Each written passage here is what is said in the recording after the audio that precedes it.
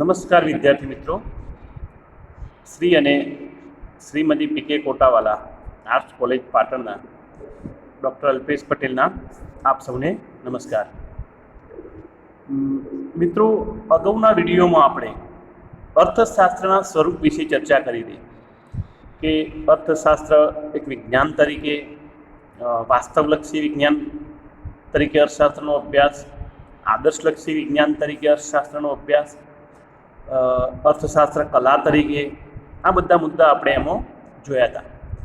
હવે આ વિડીયોમાં આપણે અર્થશાસ્ત્રના કાર્યક્ષેત્રની ચર્ચા કરીએ કે અર્થશાસ્ત્રના કાર્યક્ષેત્રમાં શાનો સમાવેશ થાય છે. તો મિત્રો, સૌપ્રથમ આપણે એડમ સ્મિથની વ્યાખ્યા યાદ કરીએ. 1776માં લખેલા પુસ્તક વેલ્થ ઓફ નેશન્સમાં એમણે આપેલી વ્યાખ્યા કે અર્થશાસ્ત્ર એટલે સંપત્તિનો અભ્યાસ કરતું શાસ્ત્ર. એટલે કે 18મી સદીના અંતથી માંડીને 19મી સદીમાં અર્થશાસ્ત્રના મોટાભાગના જે અર્થશાસ્ત્રીઓએ પોતાના વિચારો રજૂ કર્યા એ બધા સંપત્તિના સંચય, ધન પ્રાપ્તિનો હેતુ, એના સંદર્ભમાં એનો અભ્યાસ થયો. એટલે કે સંપત્તિને વધુ મહત્ત્વ આપ્યું, માનવીને બહુ મહત્ત્વ આપવામાં આવ્યું નહોતું. પરંતુ એમ કે 19મી સદીના કેટલાક મહાન લેખકો, જેમ કે ચિંતકો કહીએ તો કાર્લાઇલ, રસ્કિન, વિલિયમ મોરિસ, ડિકિન્સન વગેરે અર્થશાસ્ત્રને એમ કે ગ્લાનિજનક શાસ્ત્ર, સંપત્તિની પૂજા કરતા શાસ્ત્ર તરીકે નવાજ્યું, ટીકા કરી એડમ સ્મિથની વ્યાખ્યાની. પછી જ્યારે માર્શલ, પીગુ, કેનન જેવા નવપ્રશિષ્ટ અર્થશાસ્ત્રીઓ આવ્યા, જેમણે માનવ કલ્યાણના ખ્યાલને અર્થશાસ્ત્રના વ્યાખ્યામાં પ્રોફેસર માર્શલે 1890માં પ્રિન્સિપલ્સ ઓફ ઇકોનોમિક્સ નામનું જે એમનું પુસ્તક લખ્યું, પ્રકાશિત કર્યું, એમાં આપણે જે બીજી વ્યાખ્યા જોઈ હતી પ્રોફેસર માર્શલની, તો એમાં એમણે અર્થશાસ્ત્રને માનવ કલ્યાણ સાથે જોડ્યું કે એક બાજુ અર્થશાસ્ત્ર સંપત્તિનો અને બીજી વધારે મહત્ત્વની બાજુએ માનવ જીવનના મહત્ત્વના પાસાઓનો અર્થશાસ્ત્ર અભ્યાસ કરે છે. એટલે કે માનવ કલ્યાણનો એમાં ઉમેરો થયો. માનવીના સામાન્ય જીવન વ્યવહારો, એટલે કે માનવી રોજબરોજ જે પ્રવૃત્તિઓ કરતો હોય, આર્થિક પ્રવૃત્તિ કરતો હોય, એનો અભ્યાસ એમ કે અર્થશાસ્ત્ર કરતું હોય છે. સામાજિક પ્રવૃત્તિનો પણ એમણે સ્વીકાર કર્યો હતો. ભૌતિક સાધનોની પ્રાપ્તિ અને તેના ઉપયોગ સાથે સંકળાયેલા હોય એવા દરેક માનવીના કાર્યોનો અર્થશાસ્ત્ર એમ કે અભ્યાસ કરે છે. અર્થશાસ્ત્રને સંપત્તિ, ઉત્પાદન, વિનિમય, વહેંચણી વગેરેનો પણ અર્થશાસ્ત્ર એમ કે અભ્યાસ કરતો હોય છે. બરાબર. એટલે કે મહત્ત્વની બાબત એમણે કઈ સ્વીકારી? માનવ કલ્યાણની. એટલે કે અર્થશાસ્ત્રના અભ્યાસ સંપત્તિ સાથે જોડાયેલો નથી, એમ કે માનવ કલ્યાણ મહત્ત્વનું છે. માનવીની આર્થિક પ્રવૃત્તિઓ, માનવી જે કામગીરી કરતો હોય એનો પણ એમ કે અર્થશાસ્ત્ર અભ્યાસ કરતું હોય છે. પછી પ્રોફેસર રોબિન્સે જે અર્થશાસ્ત્રની વ્યાખ્યા આપી એ અછત અને પસંદગીની વ્યાખ્યા તરીકે ઓળખાય છે. કે એમણે વિસ્તૃત અને વ્યાપક વ્યાખ્યા આપી અર્થશાસ્ત્રની કે અર્થશાસ્ત્ર એક એવું વિજ્ઞાન છે જે અમર્યાદિત માનવ જરૂરિયાતો અને વૈકલ્પિક ઉપયોગવાળા મર્યાદિત સાધનોના સંદર્ભમાં માનવ વ્યવહારનો અભ્યાસ કરે છે. એટલે કે માનવીની જરૂરિયાતો અમર્યાદિત રહેલી છે, એક જરૂરિયાત સંતોષાયેલી બીજી જરૂરિયાત ઊભી થતી જ હોય છે. બરાબર.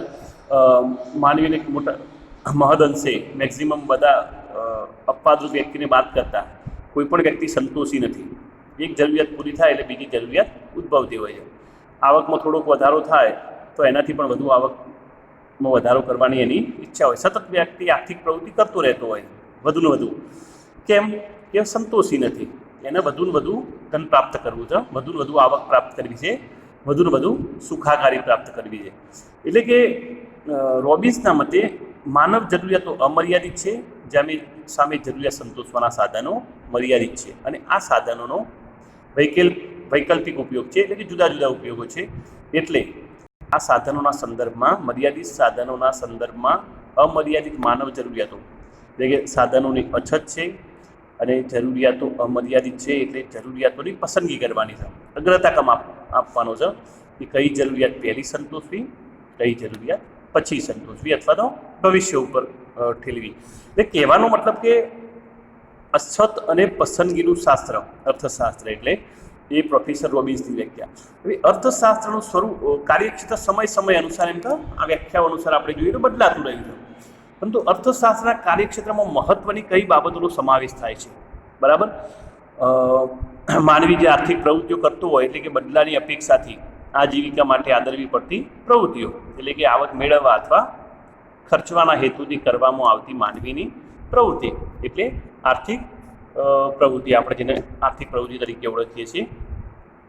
દરેક રાષ્ટ્ર, દરેક વ્યક્તિ આર્થિક પ્રવૃત્તિઓ કરતા જ હોય છે. તો અર્થશાસ્ત્રની અભ્યાસ પ્રવૃત્તિમાં આપણે જોઈએ તો એના જુદા જુદા વિભાગ પાડીએ, જુદા જુદા મુદ્દા આપણે કહીએ તો એ સૌથી પહેલાં વપરાશ, ઉત્પાદન, વિનિમય અને વહેંચણી, અને છેલ્લે જાહેર અર્થવિધાન. બરાબર, જેની આપણે વિસ્તૃત ચર્ચા કરીએ તો અર્થશાસ્ત્રના અભ્યાસ ક્ષેત્રમાં સૌથી પહેલો મુદ્દો આવશે વપરાશ અથવા તો ઉપભોગ. વપરાશ, બીજા શબ્દોમાં વપરાશને શું કહીશું? ઉપભોગ. બરાબર, તો દરેક વ્યક્તિ કેમ આર્થિક પ્રવૃત્તિ કરતો હોય, કેમ કામ કરે છે? તો ચીજવસ્તુ અને સેવા મેળવવા માટે. ચીજવસ્તુ અને સેવા કેમ મેળવે છે? તો વપરાશ કરવા. વપરાશ કેમ કરે છે? તો વપરાશ, ચીજવસ્તુ અને સેવાનો વપરાશ કરવાથી માનવીની જરૂરિયાત પૂર્ણ થાય છે, એને તૃષ્ટિગુણ મળે છે, એમાંથી સંતોષ મળે છે. દાખલા તરીકે ખોરાક, કપડાં, આરોગ્ય સેવાઓ, શિક્ષણ સેવાઓ, મકાન, મોટરસાયકલ, મોટરકાર, એસી, ટીવી, ફ્રીજ, મોબાઈલ, આ બધી જ વસ્તુઓનો વ્યક્તિ વપરાશ કરે છે. સૌથી પહેલાં આર્થિક પ્રવૃત્તિ કરે છે. આર્થિક પ્રવૃત્તિના આધારે આવક કમાય છે, એના આધારે ચીજવસ્તુ અને સેવાઓની ખરીદી કરે છે. અને આ ચીજવસ્તુ અને સેવાઓની ખરીદી કરી એનો વપરાશ કરે છે. તો વપરાશ કેમ કરે છે? તો વ્યક્તિની આર્થિક જરૂરિયાતો પૂર્ણ કરવા માટે, શારીરિક જરૂરિયાતો પૂર્ણ કરવા, શારીરિક અને માનસિક જરૂરિયાતો પૂર્ણ કરવા માટે વ્યક્તિ ચીજવસ્તુ અને સેવાઓનો વપરાશ કરતો હોય છે, અને એમાંથી એને દૃષ્ટિકોણ પ્રાપ્ત થાય છે. એક જરૂરિયાત સંતોષાય એટલે બીજી જરૂરિયાત ઉદ્ભવે છે, અથવા તો જરૂરિયાતો એ એક પછી એક એક જરૂરિયાત સંતોષ્યા પછી થોડાક સમય પછી ફરીથી ઉદ્ભવે, જેમ કે તરસ, ભૂખ. શિક્ષણ તો એકવાર મેળવ્યા પછી સમય અનુસાર બદલાતું રહે, એટલે કે જ્ઞાનની દિશાઓ વિસ્તરતી જતી હોય છે, એટલે રોજે રોજ નવા પ્રવાહોથી માહિતગાર થવું. આરોગ્ય સેવાઓ, આજે બીમાર પડ્યા, દવા લાયા, 6-12 મહિના, 2 વર્ષ પછી ફરીથી પણ બીમાર પડી શકાય. મોબાઈલ, ટીવી, ફ્રીજ, આ બધી જરૂરિયાતો ટકાઉ વસ્તુઓ થોડાક લાંબા સમય સુધી ચાલે. બાકી કપડાં, અનાજ, કઠોળ, દૂધ, શાકભાજી, આ બધી વસ્તુ એવી છે કે એક વખત સંતોષી, ભૂખની જરૂરિયાત, તરસની જરૂરિયાત, કપડાં, ફરીથી પણ એને અમુક સમય સંતોષવી પડતી હોય છે. તો માનવ જરૂરિયાતો પૂર્ણ કરવા, વ્યક્તિ શારીરિક અને માનસિક જરૂરિયાત પૂર્ણ કરવા, સંતોષ મેળવવા માટે વપરાશ અથવા ઉપભોગ કરતો હોય છે. તો વપરાશ અથવા ઉપભોગ એની સાથે અર્થશાસ્ત્ર સંબંધ ધરાવે છે.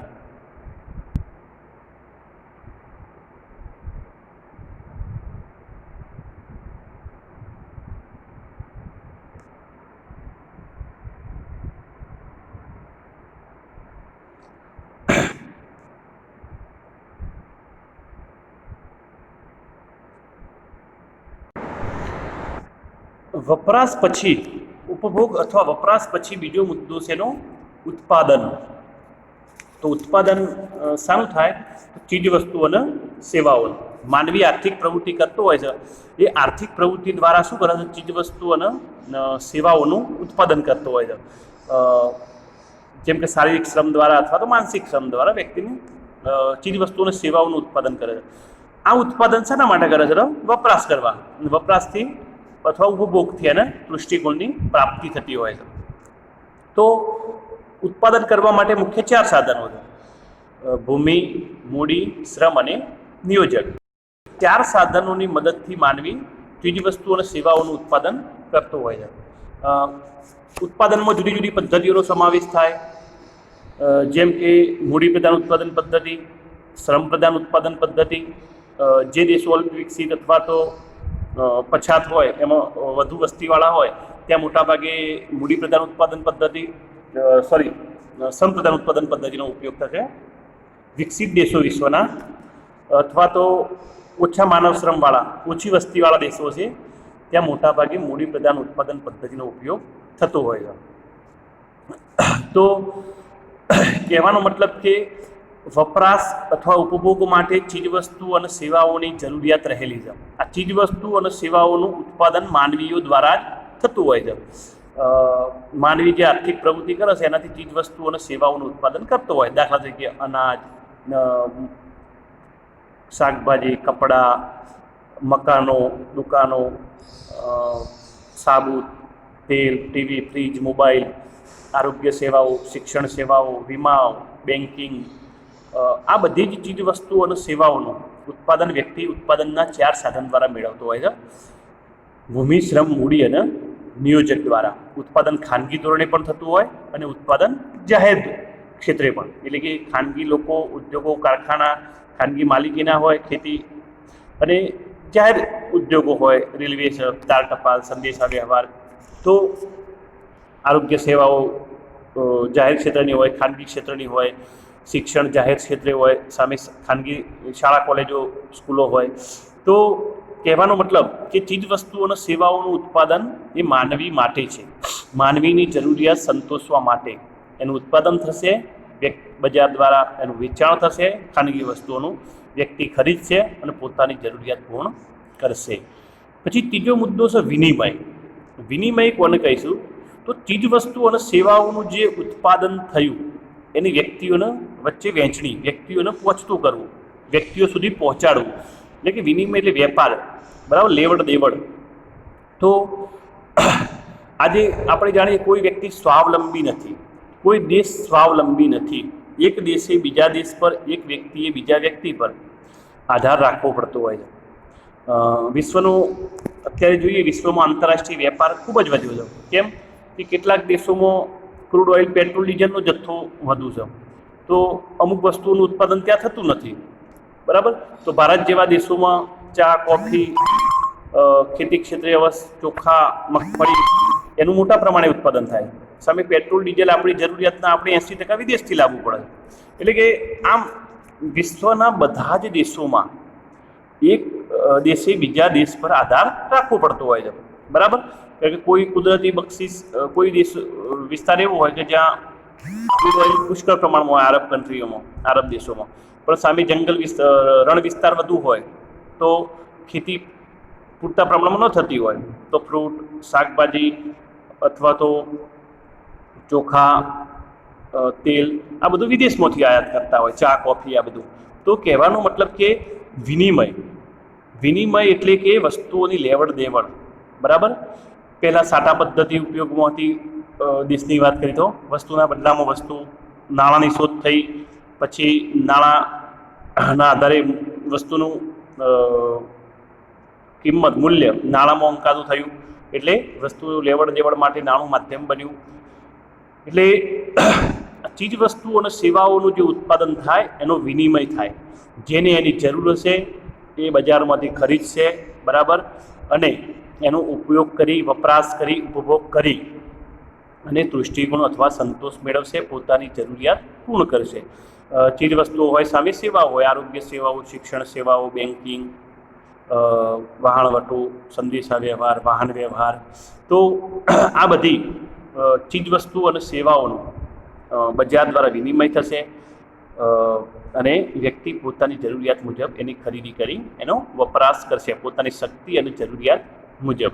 એટલે અર્થશાસ્ત્રના અભ્યાસ ક્ષેત્રમાં વિનિમયનો પણ સમાવેશ થતો હોય છે. પછી આગળ જોઈએ તો અર્થશાસ્ત્રના અભ્યાસ ક્ષેત્રમાં વહેંચણી. તો જે ઉત્પાદન થાય એની વહેંચણી કઈ રીતે કરવામાં આવતી હોય છે?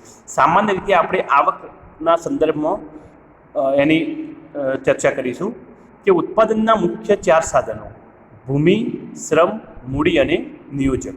આ 4 સાધનોની મદદથી ચીજવસ્તુઓ અને સેવાઓનું ઉત્પાદન થતું હોય. તો આ 4 સાધનો ઉત્પાદનમાં પોતાનો જે ફાળો, જે રોલ ભજવતા હોય, જે ફાળો આપતા હોય ઉત્પાદનમાં, એના બદલામાં એમને 4 સ્વરૂપે વળતર પ્રાપ્ત થશે. ભૂમિને ભાડું મળશે, ભૂમિ એટલે જમીનને, મૂડીને વ્યાજ મળશે, શ્રમિકને વેતન મળશે અને નિયોજકને નફો મળશે. મિત્રો, ઉત્પાદનના 3 સાધનો ભૂમિ, શ્રમ અને મૂડી, આ 3 સાધનોને મળતું વળતર હંમેશા હકારાત્મક અને પૂર્વ નિશ્ચિત હોય, એટલે કે પહેલાંથી નક્કી કરેલું હોય અને હકારાત્મક, એટલે કે મળશે જ. ભૂમિને ભાડું પણ મળશે, મૂડીને વ્યાજ પણ મળશે, શ્રમિકને વેતન પણ મળશે. જ્યારે નિયોજકને મળતું વળતર એ પૂર્વ નિશ્ચિત હોતું નથી, પહેલાંથી નક્કી થયેલું હોતું નથી અને હકારાત્મક જ હશે એવું કહી શકાય નહીં.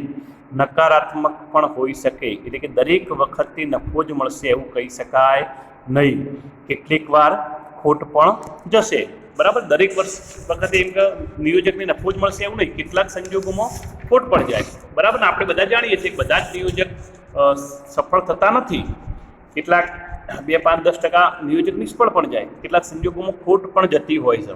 બરાબર, એટલે કે 3 સાધનને મળતું વળતર હંમેશા હકારાત્મક હશે, જ્યારે નિયોજકને મળતું વળતર હકારાત્મક પણ હોઈ શકે ને નકારાત્મક પણ હોઈ શકે. બરાબર, તો જે ચીજ વસ્તુ અને સેવાઓનું ઉત્પાદનમાં ફાળો આપશે ઉત્પાદનના 4 સાધનો, એના બદલામાં એમને 4 સ્વરૂપે વળતર પ્રાપ્ત થશે. બરાબર, હવે આગળનો મુદ્દો 5મો. તો મિત્રો, 5મો મુદ્દો છે જાહેર અર્થવિધાન. જાહેર અર્થવિધાન નો ખ્યાલ છેલ્લા સમયથી વધતો જાય છે. છેલ્લા 1 દશકાથી, એટલે 80-90 વર્ષથી, 101 વર્ષથી ગણો તો 90 વર્ષથી એનો ખ્યાલ વધુ પ્રચલિત બન્યો છે. પહેલાંના રાજ્યો પોલીસ રાજ્યો કહેવાતા, એમની પ્રવૃત્તિ મર્યાદિત હતી સરકારની, અથવા તો રાજા મહારાજાઓ જે હોય તે, અથવા તો હવે તો છેલ્લા વર્ષોથી વિશ્વના દેશોમાં ચૂંટાયેલી સરકારો હોય છે. સરકાર એટલે રાજ્યની પ્રવૃત્તિ મર્યાદિત હતી. મોટાભાગે પોલીસ રાજ્યો કહેવાતા, એમની મુખ્ય જવાબદારી કાયદો અને વ્યવસ્થા જાળવવાની હતી.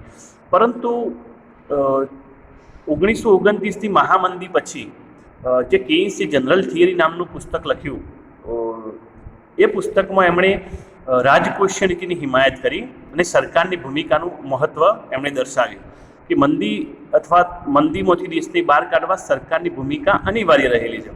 સરકાર જો પ્રયત્ન કરશે, કામગીરી કરશે, તો જો દેશ જલ્દી મંદીમાંથી બહાર આવશે. એટલે એમણે જાહેર અર્થવિધાનનો સ્વીકાર કર્યો કે સરકાર માત્ર કાયદો વ્યવસ્થા જાળવવા પૂરતું જ કામ ના કરવું જોઈએ, પરંતુ રોડ રસ્તા, જાહેર બગીચાઓ, જાહેર સિંચાઈ, પછી ગટર કામ હોય, લોકોને પાણીની પીવાની સગવડ હોય, અથવા તો સિંચાઈ સગવડો ખેતી માટે હોય, જંગલોની જાળવણી હોય, શિક્ષણની સેવા હોય, આરોગ્ય સેવા હોય, વાહન વ્યવહાર સેવા હોય, આ બધા જમાં એમ કે સરકારે ભાગ ભજવવો પડશે.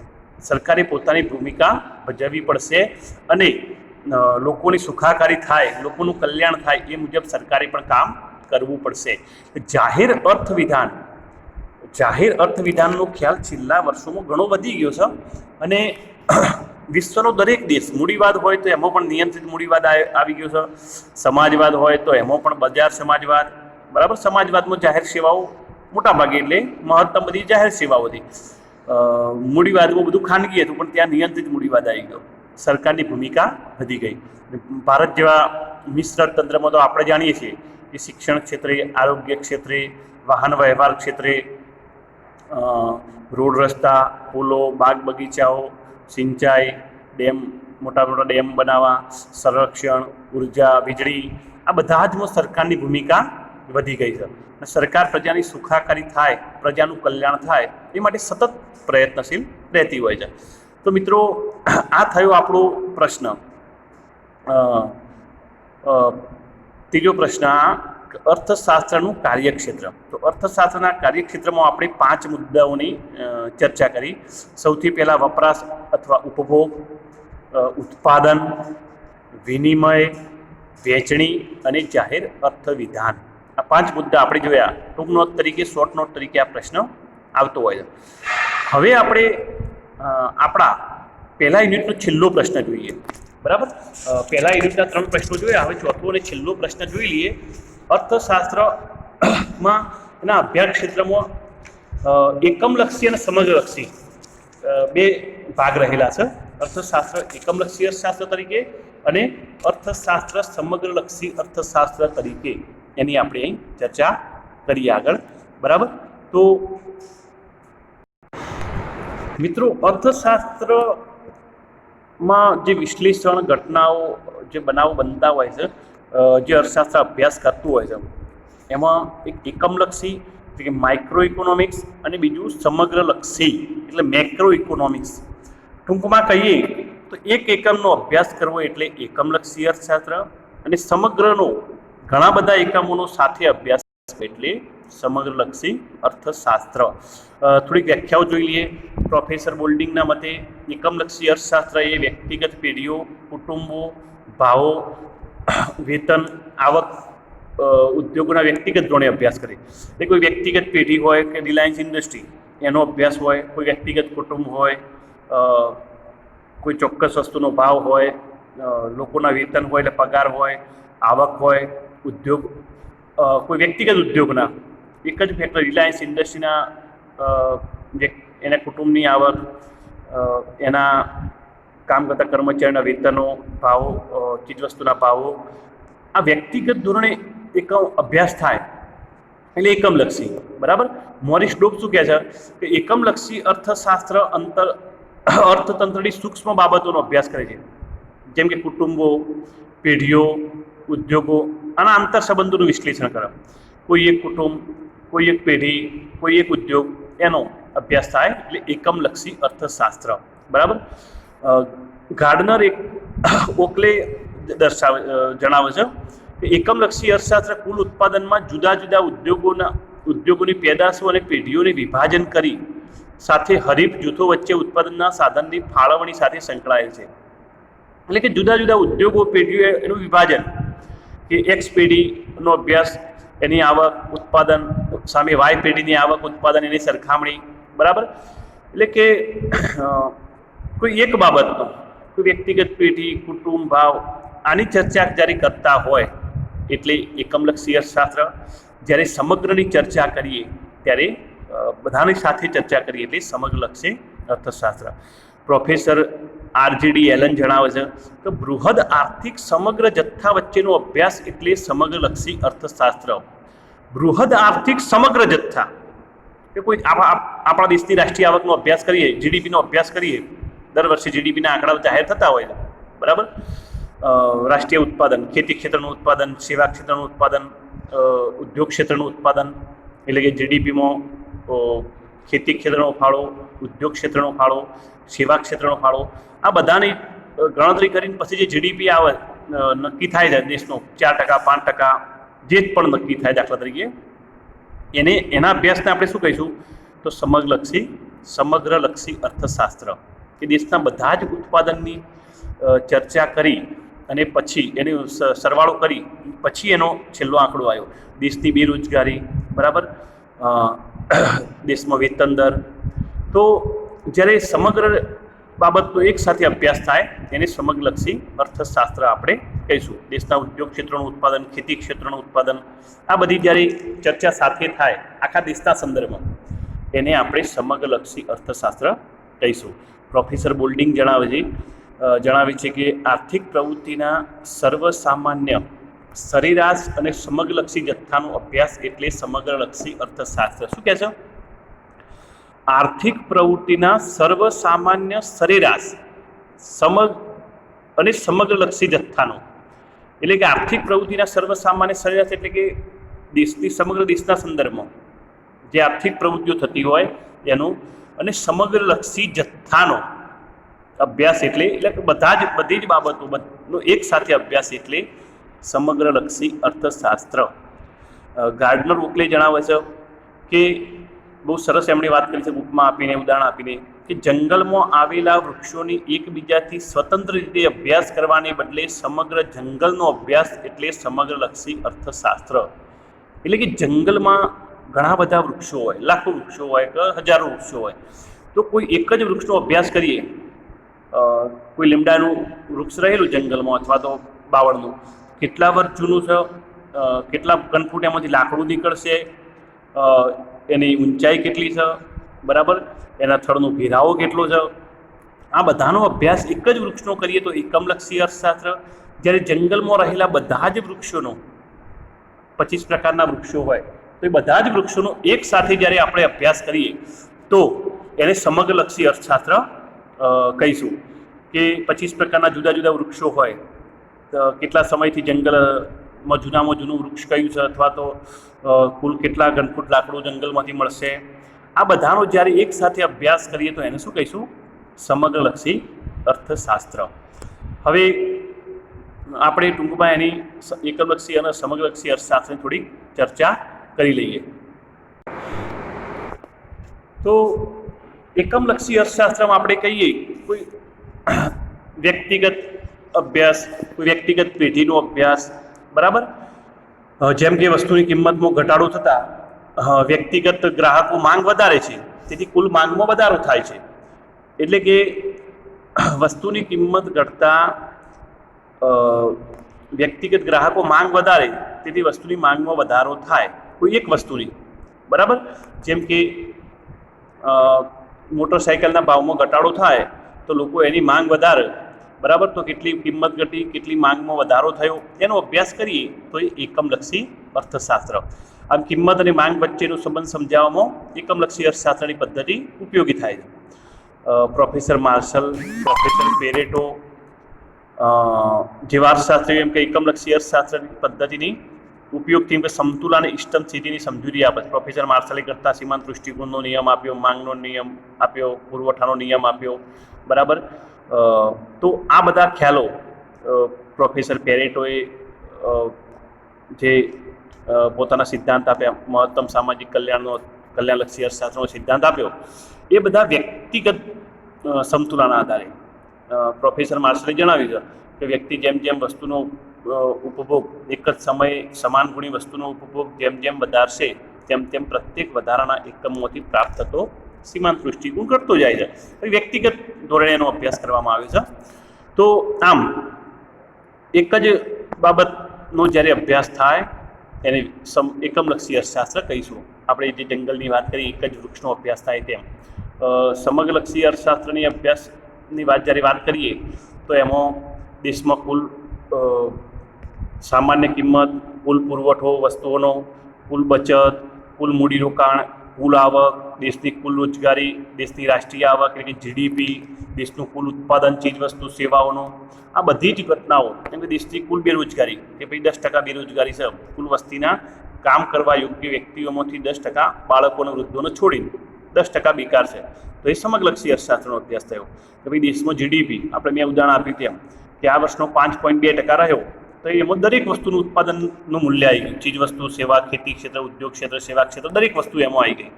તો એને સમગ્રલક્ષી અર્થશાસ્ત્ર કહીશું. એમ સામાન્ય કિંમત સપાટી, ફુગાવો કે ભાઈ આ મહિનાનો ફુગાવો 4.2% રહ્યો, 3.5% રહ્યો, તો એ દરેક વસ્તુનો એમાં સમાવેશ થઈ જાય. દરેક વસ્તુની કિંમતમાં થતી વધઘટની એની ગણતરી થઈ જાય. તો એને શું કહીશું આપણે? એના અભ્યાસને સમગ્રલક્ષી અર્થશાસ્ત્ર. દાખલા તરીકે કાપડની કોઈ એક પેઢી, ભારતની કાપડની કોઈ એક પેઢી, અરવિંદ મિલની ચર્ચા કરીએ આપણે જ્યારે, કે એનું કુલ ઉત્પાદન, એનું કુલ મૂડીરોકાણ, એના કુલ શ્રમિકો, આ બધાની જ્યારે ચર્ચા કરીએ અરવિંદ મિલની, તો એ એકમલક્ષી અર્થશાસ્ત્રનો અભ્યાસ થશે. જ્યારે ભારતમાં આવેલી બધી જ કાપડની મિલોનો જ્યારે અભ્યાસ કરીએ કે કુલ કાપડની મિલો કેટલી આવેલી છે, એમાં કેટલું મૂડીરોકાણ કરેલું છે, એમાં કેટલા શ્રમિકો કામ કરે છે, કેટલા લોકોને એમાંથી રોજગારી મળે છે, એનું કુલ ઉત્પાદન વાર્ષિક કેટલું થાય છે, રાષ્ટ્રીય ઉત્પાદનમાં કાપડની મિલોનો કેટલો હિસ્સો રહેલો છે, રોજગારીમાં શું હિસ્સો રહેલો છે, એ વ્યક્તિઓની માલિકોની આવક કેવી છે, આ બધાની જ્યારે અભ્યાસ કરીએ એટલે કાપડની બધી જ મિલોનો, તો સમગ્રલક્ષી અર્થશાસ્ત્રનો અભ્યાસ થયો. જેમ કે જંગલની વાત કરી, આ કાપડની મિલોની વાત કરી, જીડીપી, કુલ રોજગારી દેશની, કુલ ઉત્પાદન, બરાબર. તો આ જ્યારે અભ્યાસ થાય એટલે સમગ્રલક્ષી અર્થશાસ્ત્ર. કેઈન્સની સમગ્રલક્ષી અર્થશાસ્ત્રની વિચારધારા એમ કે એમણે આર્થિક ઘટનાઓની વાસ્તવિક સમજૂતી મેળવવામાં ખૂબ અગત્યનો ફાળો આપ્યો. એમણે કુલ અસરકારક માંગના સિદ્ધાંત વડે સમજાવ્યું અસરકારક માંગ સમગ્ર દેશના સંદર્ભમાં, કે સરકાર દ્વારા કરવામાં આવતું ખર્ચ અથવા એક વ્યક્તિનું ખર્ચ એ બીજાની આવક છે, અને જ્યારે સરકાર કોઈ વ્યક્તિ ખર્ચ કરશે એ બીજાની આવક થશે, એનાથી અસરકારક માંગ ઊભી થશે. આ અસરકારક માંગ એમણે સિદ્ધાંત આપ્યો, રોજગારીનો સિદ્ધાંત આપ્યો, પછી વ્યાજ દરનો સિદ્ધાંત આપ્યો. તો આ બધી જ્યારે સમગ્ર દેશના સંદર્ભમાં એમણે ચર્ચા કરી કેન્સે, તો એ સમગ્રલક્ષી અર્થશાસ્ત્રનો અભ્યાસ થયો. બરાબર. એકમલક્ષી અર્થશાસ્ત્રની કેટલીક મર્યાદાઓ છે કે એકમલક્ષી અર્થશાસ્ત્રને સમગ્રલક્ષી બનાવી શકાય નહીં. બરાબર. દાખલા તરીકે તમે કોઈ એક ઉદ્યોગ, કોઈ એક સિમેન્ટ ફેક્ટરી અથવા સિમેન્ટ ઉદ્યોગની ચર્ચા કરી, એના આધારે બધા જ ઉદ્યોગોને લાગુ પાડો કે ભાઈ આ સિમેન્ટ ઉદ્યોગમાં આટલું મૂડીરોકાણ થયેલું છે, આટલા લોકોને રોજગારી મળે છે, એને આટલો નફો મળે છે, તો એ બધાને લાગુ ન પણ પડે. કોઈ એનાથી જુદું ચિત્ર પણ હોય બીજી પેઢીમાં. કોઈ એક પેઢી કે ઉદ્યોગ બીજાના મજૂરો મેળવીને ઉત્પાદન વધારી શકે તો પણ તે જ રીતે સમગ્ર દેશ કરી શકે નહીં. કેમ કે કોઈ ઉદ્યોગમાં મજૂરોના વેતન ઘટાડી ને નફાનું પ્રમાણ વધારી શકાય, પરંતુ અર્થકાળના બધા જ ઉદ્યોગોમાં વેતન ઘટાડો કરે તો નફો વધવાને બદલે ઘટે પણ ખરો. એમ કે તમે કોઈ એક ઉદ્યોગમાં ઉત્પાદન શ્રમિકો ઘટાડી અને નફો વધારો એવું શક્ય બને, પણ એના આધારે એમ ના કહી શકાય કે અર્થતંત્રના દરેક ઉદ્યોગોમાં જો શ્રમિકો ઘટાડશે તો નફાનું પ્રમાણ વધશે. એવું શક્ય નથી. કેટલીક વાર નફો ઘટે પણ ખરો. એટલે કે એકમલક્ષી અર્થશાસ્ત્રને એના સમગ્રલક્ષી ના બનાવી શકાય. એટલે કે એક જ વસ્તુનો અભ્યાસ કરી એના આધારે બીજી વસ્તુઓને લાગુ ના પાડી શકાય, એમ કે એનાથી ચિત્ર જુદું પણ હોઈ શકે. બરાબર. પછી અવાસ્તવિક ધારણાઓ. અવાસ્તવિક ધારણાઓ એટલે કે પ્રોફેસર માર્શલે એકમલક્ષી અર્થશાસ્ત્રમાં વાત કરી છે કે ઘટતા સીમાંત દૃષ્ટિકોણ, એ દૃષ્ટિકોણ માપી શકાય છે. બરાબર. તો એ ખોટી ધારણા છે. પછી કેટલીક સ્થિર પરિબળો ધારવામાં આવ્યા સિદ્ધાંતો સમજાવવા માટે. માર્શલે કહ્યું કે વ્યક્તિનો દૃષ્ટિકોણ માપી શકાય છે, વાસ્તવમાં દૃષ્ટિકોણ માપવો શક્ય નથી. એ આત્મલક્ષી અથવા તો માનસિક ખ્યાલ છે, એને એકમો અથવા નાણાં વડે માપી શકાય નહીં. એટલે કે એકમલક્ષી અર્થશાસ્ત્રમાં કેટલીક અવાસ્તવિક ધારણાઓ કરવામાં આવેલી છે. બરાબર. તો મિત્રો, આજે પહેલા યુનિટની આપણે સમાપ્તિ કરીએ છીએ. આપણે પહેલા યુનિટમાં 2 પ્રશ્નો જોયા. એક પ્રશ્ન, આજે 2 પ્રશ્નો જોયા. અર્થશાસ્ત્રનું કાર્યક્ષેત્ર. બરાબર. ઉત્પાદન, ઉપભોગ, વિનિમય, વહેંચણી અને જાહેર અર્થવિધાન. અને બીજો જોયો એકમલક્ષી અર્થશાસ્ત્ર અને સમગ્રલક્ષી અર્થશાસ્ત્ર. કોઈ એક જ બાબતનો, એક જ પેઢીનો, એક જ કુટુંબનો અભ્યાસ કરવામાં આવે એટલે એકમલક્ષી અર્થશાસ્ત્ર. જ્યારે અર્થતંત્રના બધા જ વ્યક્તિઓ, બધાની આવક, કુલ રાષ્ટ્રીય આવક, કુલ રોજગારી, કુલ માંગ, કુલ મૂડીરોકાણની ચર્ચા કરવામાં આવે ત્યારે એને સમગ્રલક્ષી અર્થશાસ્ત્ર કહીશું. તો 2 મુદ્દાની આપણે અહીં ચર્ચા કરી. શાંતિથી વિડીયો સાંભળજો. એકવાર ખબર ના પડે તો 2 વાર સાંભળજો. તમારી અનુકૂળતાએ જોતા રહેજો. અને હવે આવતા વિડીયોમાં હું તમને યુનિટ 2નો પહેલો પ્રશ્ન માંગનો નિયમ અથવા તો માંગ એટલે શું એની આપણે બીજા ચર્ચા કરીશું. તો ચલો આ નવા વિડીયોમાં મળીએ.